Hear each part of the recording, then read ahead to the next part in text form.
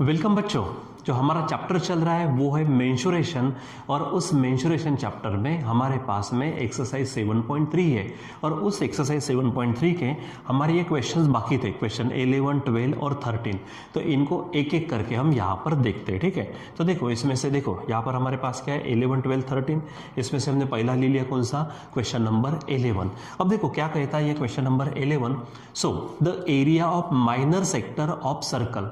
तो सबसे पहले क्या होता है बच्चों, जो भी हमारे पास में चैप्टर होता है तो क्या करना होता है, जो गिवन है उसको पहले लिखो, उसके बाद क्वेश्चन क्या है उसको लिखो, ठीक है। और उन दोनों को रिलेट करने के लिए उनके बीच में जो रिलेशन है वो फार्मूला, वो कंसेप्ट वहाँ पे लगाओ, फिर वैल्यू वगैरह पुट करो, कैलकुलेशन करो, ठीक है। तो आपको वहाँ पे आंसर मिल जाता, ठीक है। तो देखो यहाँ पर जो कहा है उन्होंने पहले वो लिखते, क्या कहा उन्होंने, एरिया ऑफ माइनर सेक्टर। तो सिंपली हम क्या कर लेते, गिवन में लिखते यहाँ पर एरिया ऑफ माइनर सेक्टर, ठीक है। तो यहाँ पर हम हेडिंग डाल देते गिवन डेटा, क्या दिया है, एरिया, ठीक है। एरिया का ए लिखते हम, ब्रैकेट लेते, यहाँ पर माइनर सेक्टर लिखते हैं, माइनर सेक्टर, ठीक है। एरिया ऑफ माइनर सेक्टर वो कितना दिया है, देखो इट इज 3.85 सेंटीमीटर स्क्वायर दिया है। आगे देखो क्या कहा, and measure of its central angle, ठीक है।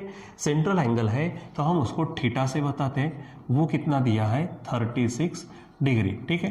अब कुछ बच्चों को परेशानी जा रही होंगी शायद, ठीक है, कौन सी चीज़ की, कि सर ये सेक्टर क्या है। तो ऑलरेडी वैसे तो हम पढ़े ही है, ठीक है। मान लीजिए कि हमारे पास में, थोड़ा कलर चेंज कर देता हूँ मैं यहाँ पर, हमारे पास ये मान लीजिए कि ये सर्कल है, ठीक है, ये सर्कल है। अगर यहाँ पर हम सेक्टर की बात करते हैं, ठीक है, तो सेक्टर किसे कहेंगे, मान लीजिए यहाँ पे पॉइंट है हमारे पास में जिसको हम सेंटर कहते हैं, यहाँ से यहाँ इधर ले लेते हैं, ठीक है। सो बच्चों अब ये जो हमारे पास इतना जो पोर्शन है, ये पोर्शन, ठीक है, इस पोर्शन को हम क्या कहते हैं, सेक्टर कहते हैं, ठीक है। ये जो पोर्शन है हमारे पास, इस पूरे पोर्शन को सेक्टर कहते हैं। यहाँ पर जो हमारे पास एंगल होता है, ठीक है, यहाँ अगर देखेंगे हम तो ये यहाँ पे जो एंगल होता है, ये एंगल, ठीक है, ये एंगल को हम सेंट्रल एंगल कहते हैं, जिसका मेजरमेंट थीटा हमको दिया है, ठीक है। और उसके बाद ये हमारी रेडियस होती है, ठीक। तो चलो अब हमको जो चीज़ दी है यहाँ पे उसका विचार करते हैं, और जो चीज़ पूछी है उसका विचार करते हैं, ठीक है। तो एरिया ऑफ माइनर सेक्टर दिया है और थीटा दिया है। आगे क्वेश्चन क्या है, find the radius of circle. तो यहाँ पर मैं हेडिंग डाल देता हूँ, रेडियस ऑफ सर्कल यानी आर, मान लीजिए क्वेश्चन मार्क है, ठीक है। अब सबसे पहले बच्चों इसमें से जो फार्मूला है वो उस फार्मूले का इस्तेमाल करते हैं। तो खुद यहाँ पर माइनर सेक्टर का एरिया का फार्मूला हमारे पास है, और वो फार्मूला आपको तो जुबानी याद रहना ही चाहिए क्योंकि हमने ऑलरेडी फार्मूले वगैरह लिखा है, ठीक है। सो यहाँ पर लिखते हैं हम area of minor sector, area of minor sector. आप ही बताओ क्या फार्मूला है, तो ये फार्मूला है theta upon 360 into pi R square, ये फार्मूला हमारे पास, ठीक है। अब हमने फार्मूला लिख दिया, अब अपने अपनी जगह पे क्या करते हैं, वैल्यू रखते हैं, ठीक है।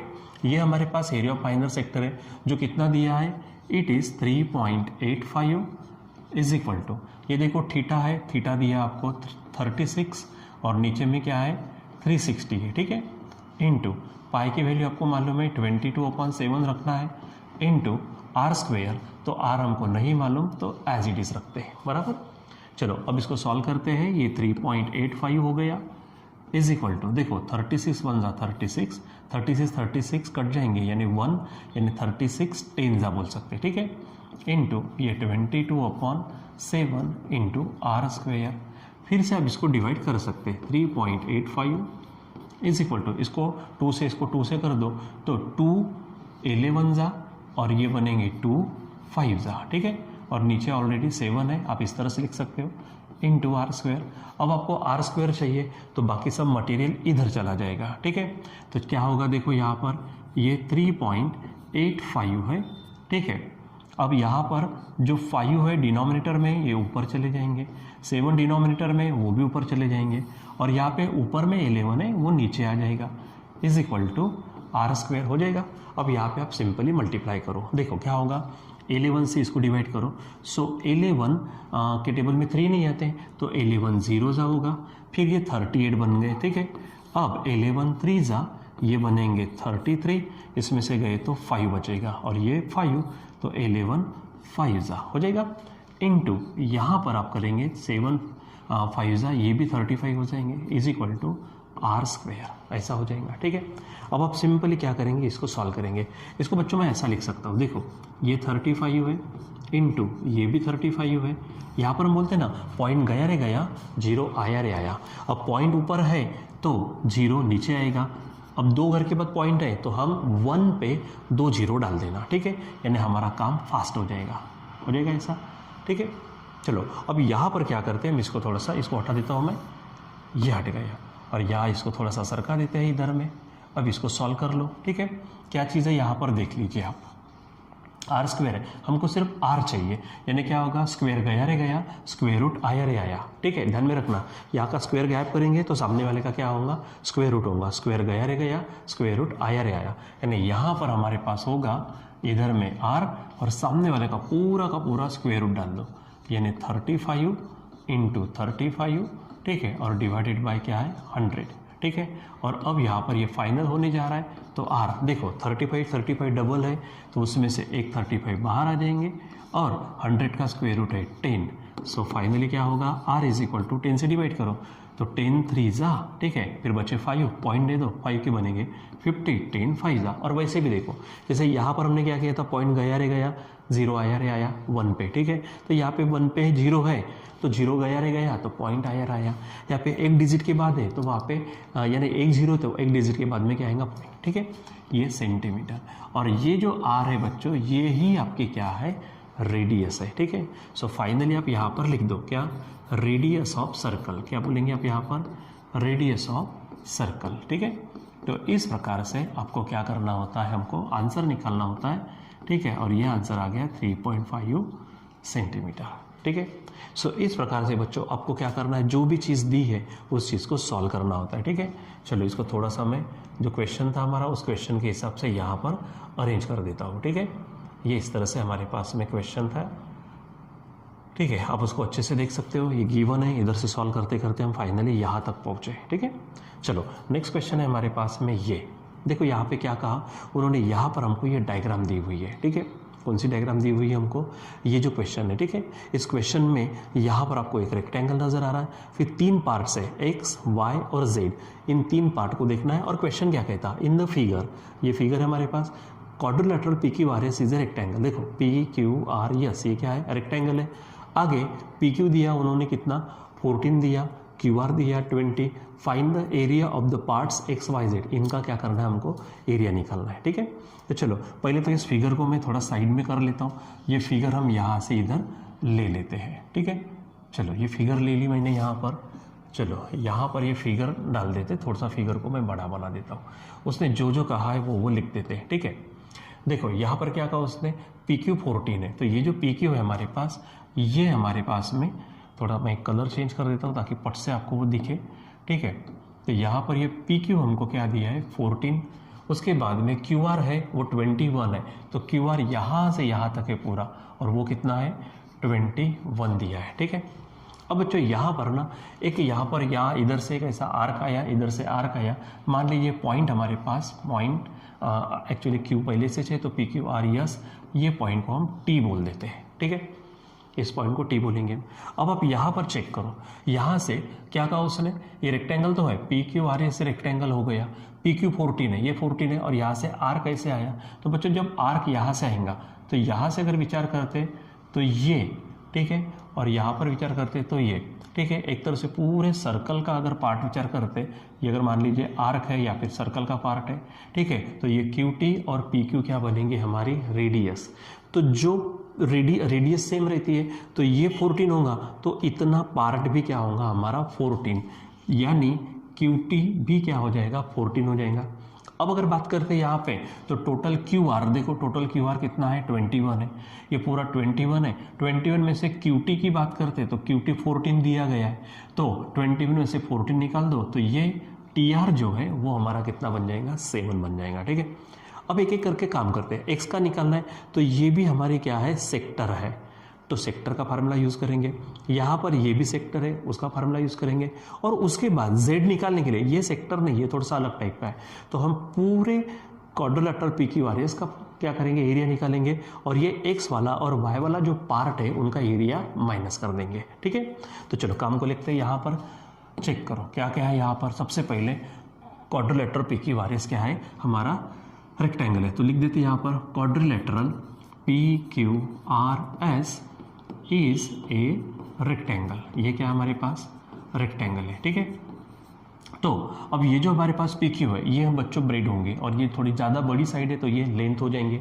ठीक है, सो यहाँ पर हमारे पास पी क्यू कितनी दी है, उसने पी क्यू दी है हमारे पास हमें 14, मैं इसको बी कह लेता हूँ और वो है हमारे पास 14 सेंटीमीटर। ठीक है, उसके बाद क्यू आर जो है, ये क्यू आर हमारे पास, मैं इसको एल यानी लेंथ कह लेता हूँ, ये टोटल कितनी है 21 है, ये लिख लिया। यहाँ पर अब देखो मुझे यहाँ पर ये जो पी क्यू है, ठीक है, यानी ये जो सेक्टर है हमारे पास, कौन सी सेक्टर है, सेक्टर क्यू डैश, ये ऐसा लिखते हैं हम क्यू डैश पी टी। ठीक है, तो उसके लिए ये भी रेडियस हो जाएंगे, यानी Q T is equal to कौन हो जाएगा, पी क्यू। ठीक है, सो यहाँ पर पहले हेडिंग डाल देते फॉर, एक काम करो पहले हम इसका एरिया निकाल के रख देते, किसका, रेक्टेंगल का, उसकी ज़रूरत पड़ने वाली है। ठीक है, यानी क्या बोलेंगे हम, area of rectangle, area of rectangle. तो फार्मूला क्या है बच्चों, फार्मूला है लेंथ इनटू ब्रेड, ये आपको मालूम है। ठीक है, मैं इसको सिंपली नाम देके रख देता हूँ, समझो ए नाम देके रख दिया। ठीक है, लेंथ देखो कितनी है, ये लेंथ है हमारे पास यल 21 इंटू बी कितनी है हमारे पास में, ठीक है, इंटू का साइन बी है हमारे पास 14।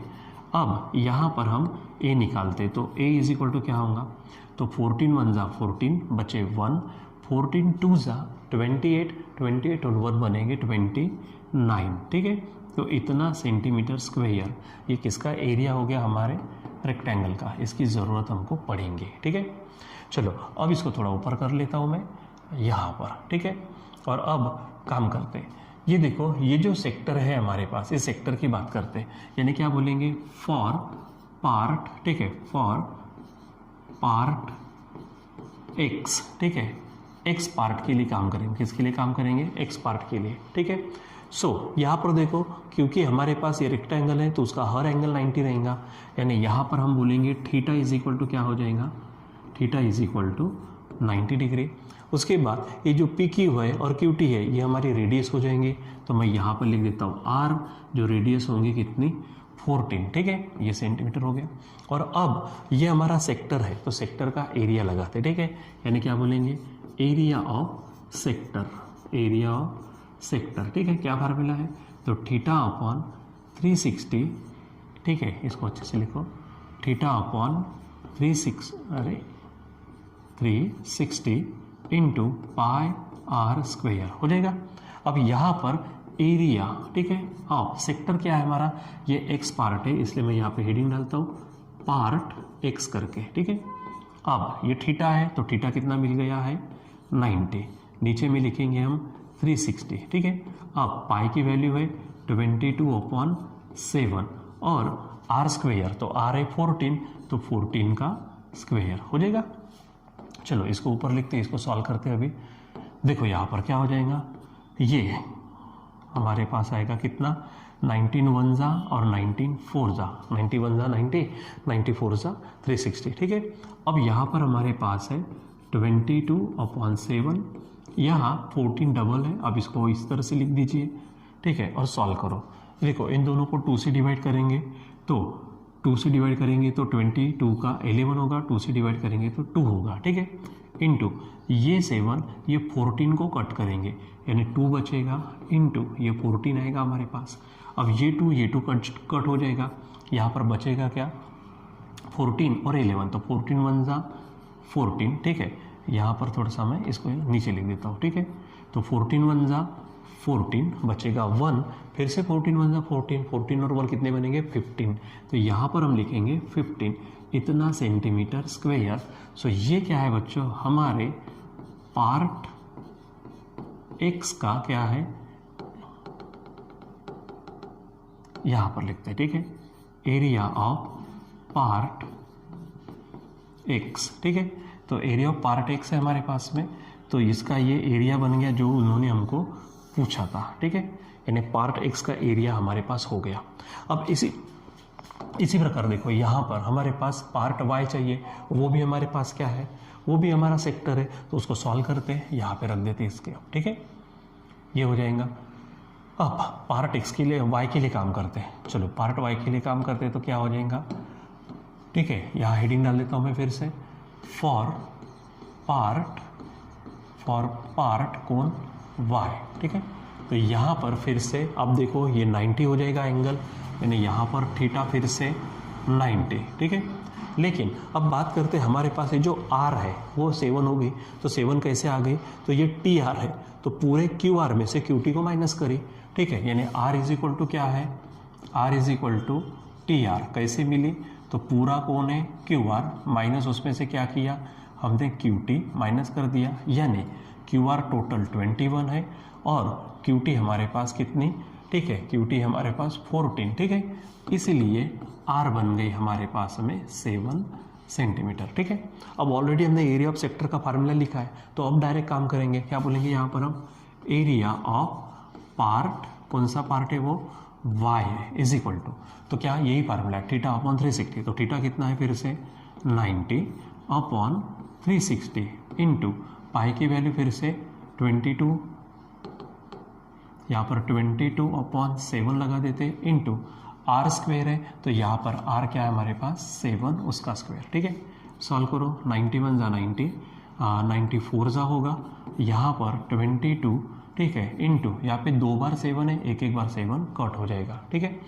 अब यहाँ पर सॉल्व करो, ठीक है।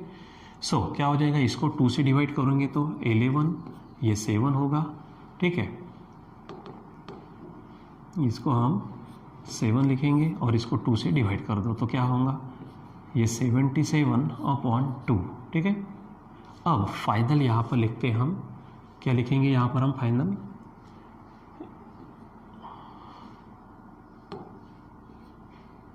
यहाँ पर लिखते क्या लिखेंगे, area of part y is equal to, यहाँ पे 2 हमारे पास है, 2 से डिवाइड करेंगे, 2 3 जा, ठीक है, बचा 1 यानी 17, 2 8 जा, बचा 1 यानी क्या होगा 10, तो 2 5 जा, ठीक है, इतना सेंटीमीटर स्क्वायर, ठीक है बच्चों। सो यहाँ पर ये हमारे पास में दूसरा एरिया आ गया, ठीक है। इसको अगर हमको ये देना है तो इसको हम कलर दे सकते हैं, जैसा वहाँ दिया था, ये हमारे पास बन जाएगा, ठीक है। ये हो गया एरिया ऑफ पार्ट y, ठीक है, और यहाँ पर हमारे पास था एरिया ऑफ पार्ट x, इसका और इसका ध्यान में रखो, और ऑलरेडी हमने क्या किया है, रेक्टेंगल का एरिया निकाला हुआ है, तो इससे अगर हम बात करते हैं, यहाँ पर चेक करो, ठीक है, ये जैसे हमारे पास में है, इस पॉइंट का अगर विचार करते हैं, हमने देखो किसका निकाला हुआ है, ये x का निकाला, y का निकाला, अब निकालना किसका है, z का, तो ऑलरेडी हमने हमारे पास किसका एरिया निकल चुका है, ये जो हमारे पास में रेक्टेंगल है, ये रेक्टेंगल का एरिया हमने निकाला हुआ है, ठीक है। उसमें से ये पार्ट भी हमने क्या कर दिया, निकाल दिया, और ये पार्ट भी हमने निकाल दिया, बराबर। अब अगर किसको निकालना है, z को, तो z को निकालने के लिए देखो ये इतना पोर्शन है, तो एरिया ऑफ रेक्टेंगल में से x का पार्ट और y वाला पार्ट का एरिया माइनस कर दो तो z वाला मिल जाएगा, ठीक है। तो वही यहाँ पर हम करेंगे काम, ठीक है, क्या बोलेंगे यहाँ पर, थोड़ा इधर रखते, ठीक है। अब देखो यहाँ पर हम काम करते तो नजर आएगा हमको, क्या बोलेंगे यहाँ पर, नाउ एरिया ऑफ पार्ट क्या है हमारे पास, area of part z is equal to, ठीक है, इसको थोड़ा सा मैं साइड में कर देता हूँ, यहाँ पर ये थोड़ा इधर सरका देता हूँ, ठीक है, और यहाँ पर एक काम करते, ये लाइन में यहाँ से निकाल देता हूँ, ठीक है, यानी अलग अलग हो जाएगा, यहाँ से इसको सेपरेट कर देते हैं। चलो, तो एरिया ऑफ पार्ट z है, यहाँ पे मैंने क्या कहा, एरिया ऑफ रेक्टेंगल, तो उसको नाम दिया हमने a, तो ये a हो गया माइनस, ठीक है। अब क्या करेंगे, अब यहाँ पर माइनस हमारे पास में कौन है, area of part x minus area of part y, ठीक है। अब यहाँ पर हमारे पास है एरिया क्या है, ए देखो 294 है, तो यहाँ पे 294 माइनस पार्ट जो हमारे पास x है, तो उसका एरिया देखो कितना आया हुआ है, यहाँ पे 154 है, तो यहाँ लिखेंगे हम 154, ठीक है, माइनस ये कितना है 38.5 है, ठीक है। चलो अब इसको सॉल्व करो, तो 4 में से 4 जाएगा 0, 9 में से 5 जाएंगे 4 और 2 में से 1 जाएंगे तो 1 माइनस 38.5। ठीक है, अब यहाँ पर इसको सॉल्व करते तो ये है 38.5। ठीक है, यहाँ सॉल्व करेंगे हम, क्या हो जाएगा, ये 0 समझो, ये 5 आ गया, यहाँ पर कैरी हो गया तो ये क्या हो जाएगा 1 हो जाएगा, यहाँ पे कैरी तो ये 0 और ये आ जाएगा 1, यानी आंसर होगा 101.5। ठीक है, अब यहाँ पे पेन थोड़ा सा क्या हो रहा है बेटा, पेन टाइम लैग हो रहा है यहाँ पर, तो इसको थोड़ा सा हम क्या कर लेते, पहले यहाँ पे हेडिंग डाल देते पहले, एरिया ऑफ पार्ट Z। ठीक है, टाइम लैग यानी क्या हो रहा कि यहाँ पर इस तरह से लिखते लिखते वो थोड़ा सा क्या हो रहा है, टूट रहा है। ठीक है, तो इसको मैं पहले देख लेता हूँ। ठीक है, तो ये इस तरह से, सबसे पहले तो ध्यान में रखो हमारे पास में जो एरिया है तो इस तरह से होगा हमारे पास में, देखो ये पार्ट X का एरिया, ये पार्ट Y का एरिया हो गया। ठीक है, और ये हमारे पास पार्ट Z का एरिया। ठीक है, इस तरह से बराबर ढंग से सॉल्व करेंगे। ठीक है, लेकिन यहाँ पे अभी आप देख रहे हो जैसे कि मैं लिख रहा हूँ तो वो उसके बाद में ले रहा है, इसका क्या मतलब है कि हमको थोड़ा सा इसको पॉज करके सेट होने देना पड़ेगा और फिर से हम देखते हैं इसको। ठीक है, तो चलो थोड़ा सा एक क्वेश्चन और बाकी है, उस क्वेश्चन को हम थोड़ी देर में राइट नाउ देखते हैं। ठीक है, ठीक है बच्चों, तो अभी यहाँ पर हमारा मार्कर का ये जो प्रॉब्लम था वो भी सॉल्व हो गया है। ठीक है, तो देखो यहाँ पर हमारे पास में जो पूरा का पूरा आंसर है, तो यहाँ पर ये आंसर है हमारे पास। ठीक है, तो यहाँ पर इस तरह से रेक्टेंगल का एरिया निकाला, फिर यहाँ पे हमारे पास है पार्ट जो हमारे पास में दिया है उन्होंने। ठीक है, यहाँ पर मैं थोड़ा सा कलर ले लेता हूँ ताकि आपको ध्यान में रहे। ठीक है, यहाँ पर था हमारे पास में पार्ट X का, ये हमारे पास में पार्ट Y का है। ठीक है, और फाइनली हमारे पास पार्ट Z का भी हमने एरिया यहाँ पर निकाल दिया, और इसके लिए जब ज़रूरी था तो यहाँ पर हमने देखा कि यहाँ हमने रेक्टेंगल का एरिया निकाला। ठीक है, तो चलो अब हमारे पास में ये हो गया हमारा क्वेश्चन नंबर 12। ठीक है, आप इसको अगर ये जूम करके अगर रख देते यहाँ पर, ठीक है, सॉरी यहाँ पर हमको जूम इस तरह से करना पड़ेगा। ठीक है, ये अगर जूम करके रख दो इस तरह से तो आपको यहाँ पर पूरा का पूरा क्लियर यहाँ पर नज़र आ जाएगा। और वैसे भी क्वेश्चन तो आपके टेक्स्ट बुक में है ही। ठीक है, तो आप यहाँ से बराबर उसको समझे, जैसे ये अगर हमारा आंसर का पार्ट है। ठीक है, तो ये आपको यहाँ पर बराबर क्लियर नज़र आ जाएगा। ठीक है, अगर आपको यहाँ क्या करना है, नोट्स वगैरह निकालना है, बनाना है तो। ठीक है, तो चलो यहाँ पे अभी हम देखते हैं नेक्स्ट वाला। ठीक, यहाँ पर है हमारे पास क्वेश्चन नंबर 13। देखो यहाँ पर बराबर क्वेश्चन 13 को क्या कहा, यहाँ पे सेट कर देता हूँ मैं। ठीक है, क्योंकि मुझे यहाँ पर जगह भी चाहिए रहती है। ठीक है, देखो क्या कहा उन्होंने, ये जो हमारे पास में triangle LMN is an equilateral triangle. अब एक काम करते हैं, जैसे पहले क्वेश्चन में लिया था, यहाँ पर भी हम क्या करते हैं, इस फिगर को हम यहाँ पर साइड में ले लेते हैं। ठीक है, यहाँ पर ये हमारे पास में फिगर आ गई है। ठीक है, समझो ये यहाँ पर मैं लगा देता ताकि आप इसको बराबर समझने के लिए तैयार हो जाए। ठीक, चलो तो अब हम यहाँ पर देखते हैं, ये जो ट्रायंगल दिया उन्होंने, ठीक है, कौन सा ट्रायंगल है यहाँ पर चेक करो, ये जो ट्रायंगल है कौन सा, LM, ठीक है, N, ये हमारे पास में क्या है, इक्विलैटरल ट्रायंगल है। ठीक है, अब आपको मालूम है इक्विलैटरल ट्रायंगल अगर है तो इक्विलैटरल ट्रायंगल की पेरीमीटर क्या होती है, 3 इंटू साइड, और उसका जो एरिया होता है वो क्या होता है, √3/4 इंटू साइड स्क्वायर। ठीक है, चलो आगे देखते हैं उसने क्या क्या कहा। तो triangle LMN is an equilateral triangle, LM 14 है। अगर ये LM की बात करूँ बच्चों तो ये हमारे पास में क्या है, 14 है, तो ये भी क्या हो जाएंगे, 14 हो जाएंगे। और अगर इसको अगर देखो मैं यहाँ से यहाँ तक, तो ये भी हमारे पास में क्या हो जाएंगे, 14 हो जाएंगे। ठीक है, ये पूरे के पूरे, क्योंकि इक्विलैटरल ट्रायंगल में तीनों साइड ना इक्वल होती है, ये ध्यान में रखो।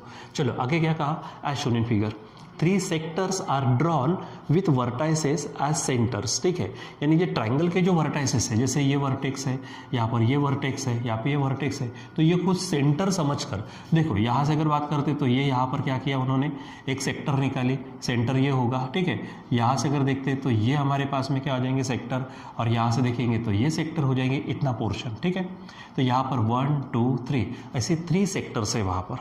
आगे देखो यहाँ पर क्या होता है कि जैसे उसने खुद कहा है एंड रेडियस 7, तो यहाँ से ये तो टोटल कितना है हमारे पास में 14 है, यहाँ से इतना अगर पार्ट विचारने थे तो 7 हो जाएगा, ये 7 कितना बन जाएगा 14। बाकी इस चीज़ों के लिए यहाँ पे भी ये 7 ये 7 ये 7 ये 7 हो जाएगा। यानी अगर देखो इक्विलैटरल ट्रायंगल है, उसका एरिया तो निकालेंगे हम, जरूरत पड़ेगी उसकी। अब सेक्टर का एरिया अगर निकालना है तो सेक्टर के एरिया के लिए आपको मालूम है सेक्टर का एरिया का फार्मूला अभी देखा हमने थोड़ी देर पहले। अगर यहाँ बात करते हैं तो ये देखो सेक्टर का एरिया θ/360 पाया स्क्वायर है। ठीक है, तो यहाँ पर हमको ज़रूरत किसकी पड़ेगी, थीटा की, यानी एंगल की। तो एंगल हमको दिख नहीं रहा, लेकिन यहाँ से एंगल भी लेना इजी है। किस तरह से, क्योंकि हमारा ये ट्रायंगल जो एलिमेंट ट्रायंगल जो इक्विलैटरल दिया है, इक्विलैटरल ट्रायंगल का हर एंगल बच्चों 60 डिग्री होता है। और अगर हम तीनों के एडिशन कर दे तो 180 आती है, आपको मालूम है 60 60 60 180 आ जाएगी, ठीक है। तो ये आप ध्यान में रखना। और फिर यानी यहाँ पर अगर मैं बात करता हूँ तो ये एंगल भी आपका क्या हो जाएगा, 60, ठीक है। यहाँ पर ये एंगल 60 हो जाएगा, यहाँ पर ये एंगल 60, ये एंगल 60। किसी एक के लिए अगर काम करते तो 60 बन गया हमारा थीटा। ये जो 7 दिया है ये 7 हो गई हमारी रेडियस यानी आर, ठीक है। तो यहाँ पर हम इसका क्या कर सकते हैं, एरिया निकाल सकते हैं। यानी ये जो हमारे पास में है ये सेक्टर का एरिया हम निकाल सकते हैं। बाकी सेक्टर का एरिया आपको सेपरेट निकालने की जरूरत नहीं, क्योंकि वो एक्जैक्टली सेम है। क्योंकि यहाँ पर थीटा 60 होगा, यहाँ पे थीटा 60 होगा, यहाँ पर भी रेडियस 7 होंगी, यहाँ पर भी रेडियस 7, क्योंकि उसने कहा है खुद क्या, 3 sectors are drawn with vertices as centres and radius 7, ठीक है। तो ध्यान में रखो। अब क्वेश्चन क्या कहता है, फाइंड नंबर 1 क्या है, यहाँ पर देखो, यहाँ पर हमारे पास एरिया ऑफ ट्रायंगल LMN। अब ट्रायंगल खुद क्या है हमारा, इक्विलैटरल, तो उसके अनुसार काम करेंगे। थोड़ा साइड में यहाँ पे काम चालू करते हैं हम, ठीक है। सो देखो यहाँ पर हमारे पास है ये चीज। सो क्या बोलेंगे यहाँ पर, triangle LMN is an equilateral triangle. शुरुआत करते हैं, क्या कहेंगे हम, ट्रायंगल LMN क्या है हमारे पास, is an equilateral triangle, equilateral triangle, ठीक है। अब इक्विलैटरल ट्रायंगल है तो तीनों साइड क्या होंगी, इक्वल होंगी।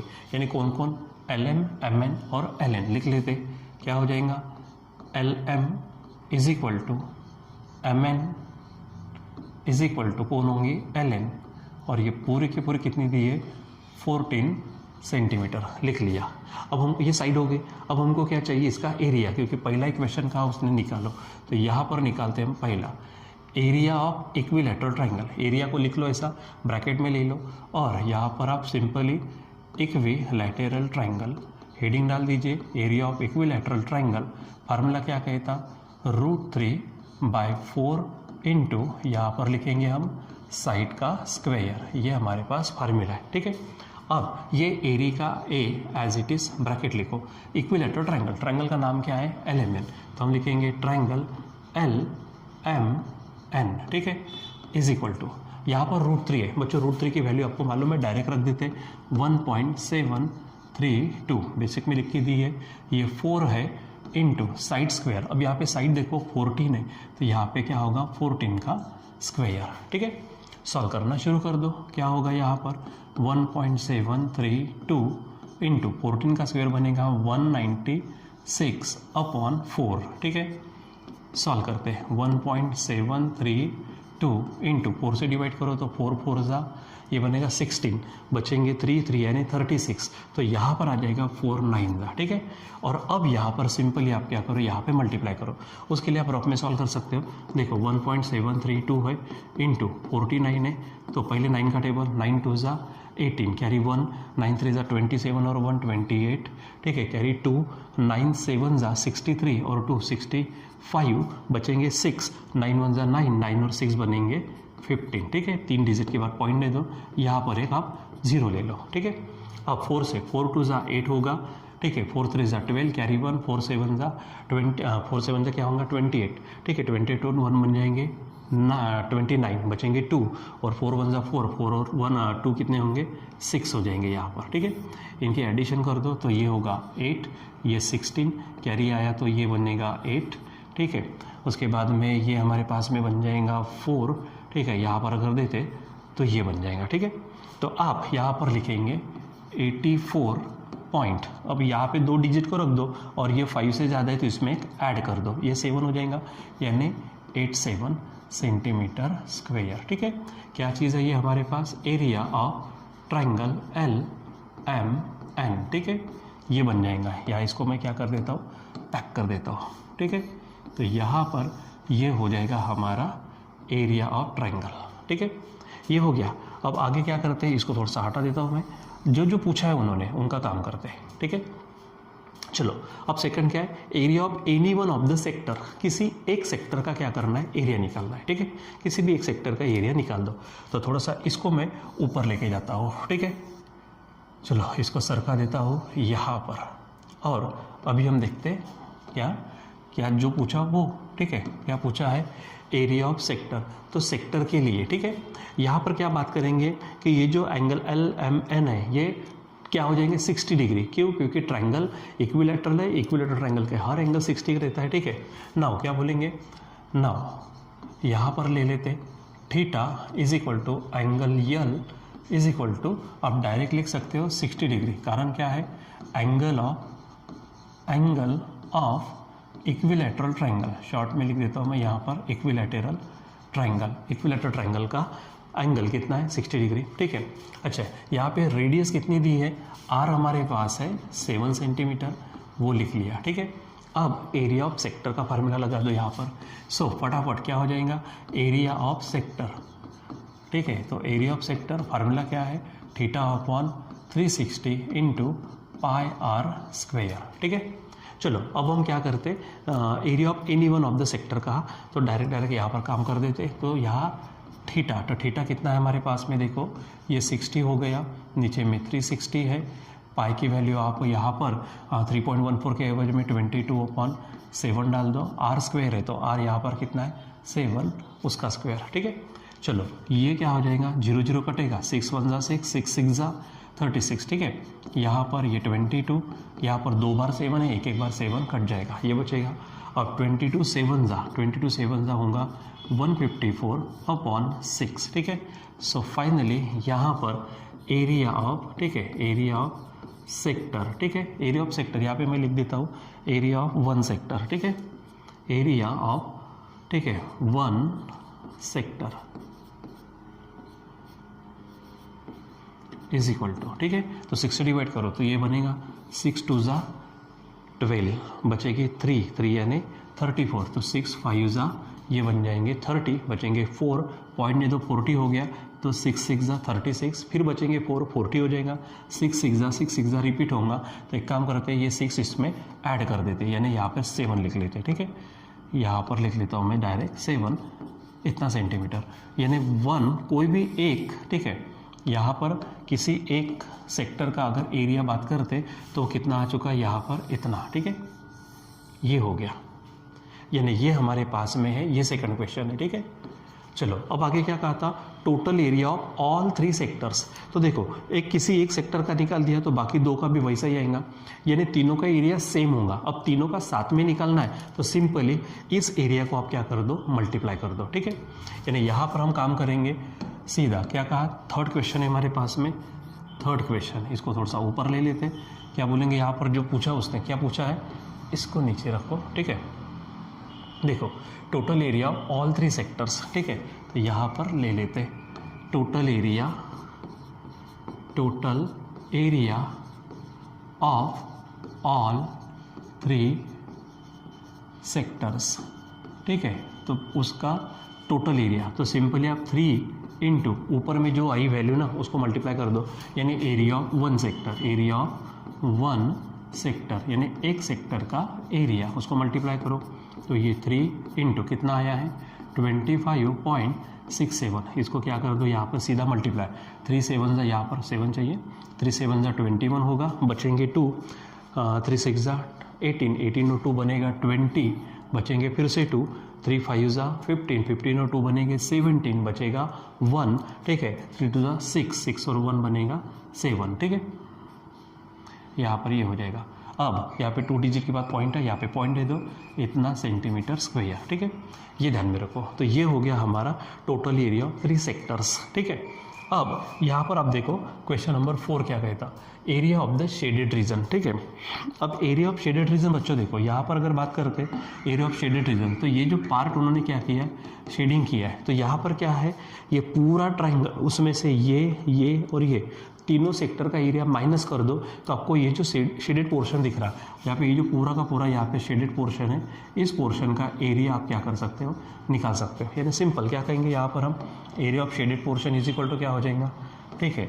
तो ये क्वेश्चन नंबर 4 क्या बोलेंगे, area of shaded portion, area of shaded portion बोलो या फिर पार्ट बोलो, क्या जो भी लिखा है, शेडेड रीजन बोला, ठीक है। तो लिख देते यहाँ पे area of shaded region area of shaded region, ठीक है, इज इक्वल टू क्या कहा मैंने, एरिया ऑफ ट्राइंगल का क्या नाम था, LMN, ठीक है, माइनस एरिया ऑफ 3 सेक्टर्स का एरिया, ठीक है। तो सबसे पहले अब हमको क्या करना पड़ेगा, एरिया ऑफ ट्राइंगल निकालना पड़ेगा। तो ये ऑलरेडी हमारे पास निकला हुआ है, देखो एरिया ऑफ ट्राइंगल 84.87 क्या है, 84.87 है, लिख देते 84.87 माइनस एरिया ऑफ 3 सेक्टर, देखो टोटल एरिया ऑफ 3 सेक्टर्स कितना है 77.01। अब इसमें से आप क्या करो, माइनस कर दो। तो देखो 7 में से 1 जाएगा 6, 8 में से 0 जाएगा 8, पॉइंट दे दो, 4 में से 7 यानी 4 यानी 14 में से 7 जाएगा तो 7 आएगा, कैरी 1 आएगा तो 8 में से 8 जाएगा तो 0 हो जाएगा, ठीक है। तो इतना सेंटीमीटर स्क्वायर यहाँ पर क्या हो जाएगा बच्चों, पूरा का पूरा जो शेडेड पोर्शन है उस शेडेड पोर्शन का एरिया हो जाएगा, रहेगा ध्यान में, ठीक है। अब इसको थोड़ा सा मैं क्या कर लेता हूँ, कम कर देता हूँ साइज़, ताकि ये पूरा का पूरा आपके बोर्ड पर यहाँ पर आ जाए, ठीक है। देखो यहाँ पर है हमारे पास में, इस तरह से आप उसको निकाल सकते हो, ठीक है। सो यहाँ पर हमारे पास में, अब देखो यहाँ पर ये जिस चीज़ है आप इससे नोट्स बना सकते हैं, और कैसे आया क्या आया वो तो वहाँ पर हमने देखा ही है, ठीक है। थोड़ा सा बीच में प्रॉब्लम हो गया था हमारा मार्कर का, ठीक है, जो टाइम लैग हो रहा था वहाँ पर, ठीक है। सो ये हमारे पास में जो तीनों क्वेश्चंस थे हमारे बाकी इस एक्सरसाइज के, तो वो इस एक्सरसाइज के यानी 7.3 के तीनों क्वेश्चन यहाँ पे कंप्लीट होती है, ये एक्सरसाइज कंप्लीट होती है, ठीक है। और उसके बाद में जो भी हमारे पास में मटेरियल है हम उसको पढ़ने भी वाले, उसके अनुसार हम प्रैक्टिस भी करने वाले, और भी प्रॉब्लम्स को हम पढ़ने वाले इस चैप्टर में, ठीक है बच्चों। सो आज के लिए बस इतना ही, बाकी हम कंटिन्यू करेंगे बाद में। Till then bye.